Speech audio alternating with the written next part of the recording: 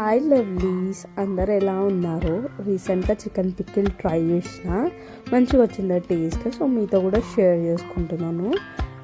1 kg చికెన్ని తీసుకొని బాగా వాష్ చేసేసి దీంట్లోకి పసుపు ఉప్పు వేసి ఇలా కలిపేసి ఒక 5 minutes పక్కకు పెట్టేసుకోండి.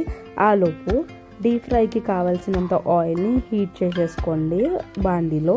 ఈ ఆయిల్ హీట్ అయ్యాక మనం కలిపేసి పెట్టుకున్న చికెన్ పీసెస్ని దీంట్లో యాడ్ చేసుకొని మంచిగా లైట్ గోల్డెన్ బ్రౌన్ కలర్లో వచ్చే వరకు ఫ్రై చేసేసుకోండి. అండ్ ఈ ప్రాసెస్తో మనకి చికెన్ నుంచి మంచిగా వాటర్ అనేది రిలీజ్ అవుతుంది.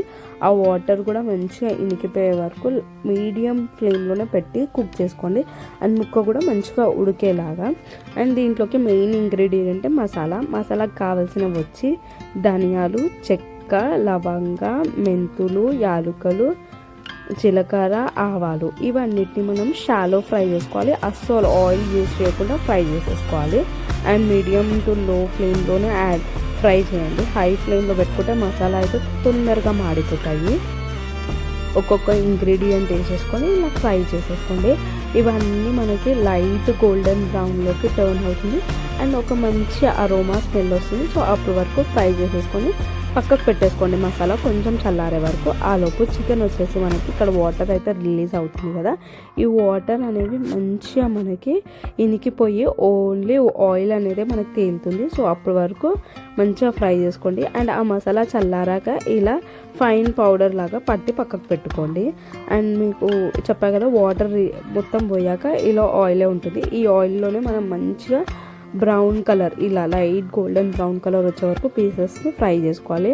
అండ్ చాలామంది వితౌట్ బోన్లెస్ తింటారు కదా, నాకైతే విత్ బోన్సే నచ్చుతుంది పచ్చడి. సో మేమైతే విత్ బోన్స్తో ట్రై చేసాము. అండ్ దీంట్లోకి వచ్చేసి పర్టికులర్గా కొలతలో అయితే నేను ఉప్పు కారం ఏం చెప్పను, ముందే చెప్తున్నాను.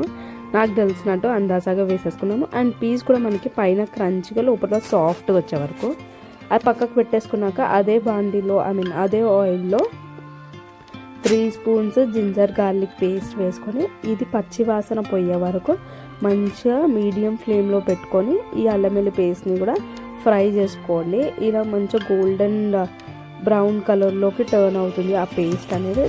అప్పుడు మనం ఆ చికెన్ పీసెస్ని దీంట్లోకి యాడ్ చేసేసుకోవాలి. మనం 1 kg చికెన్ ఫ్రై చేసే వరకు అది 1/2 kg కూడా కాదు, మొత్తం ఫ్రై అయిపోతుంది కదా.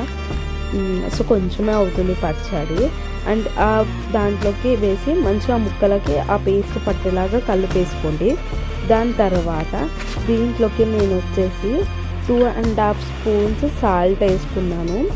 అండ్ 3 spoons వచ్చేసి కారం పౌడర్ అండ్ 2 spoons వచ్చేసి మసాలా పౌడర్. స్పైస్ అయితే మీకు తగినట్టు వేసుకోండి, ఉప్పు కారము. మేమైతే మరీ ఎక్కువ స్పైసీ తినము, సో నార్మల్గా వేసుకున్నాను. 3 full spoons వేసుకున్నాను కారం పొడి. అండ్ ఇవన్నిటిని బాగా కలుపుకోండి పీసెస్కి పట్టేటట్టు. అండ్ ఒక 5 to 10 minutes లో ఫ్లేమ్లో పెట్టి కుక్ చేసుకోండి. ఇవంతా బాగా కలిసాయి అన్న తర్వాత పచ్చడి స్టవ్ ఆఫ్ చేసేసుకొని పచ్చడి మొత్తం చల్లారే వరకు పెట్టుకోండి. ఈ పచ్చడి మొత్తం చల్లారాక దీంట్లోకి మనము ఒక పెద్ద సైజ్ నిమ్మకాయ జ్యూస్ అనేది పిండుకోవాల్సి ఉంటుంది. అదే మనకి లాస్ట్ స్టెప్ పచ్చడిలో.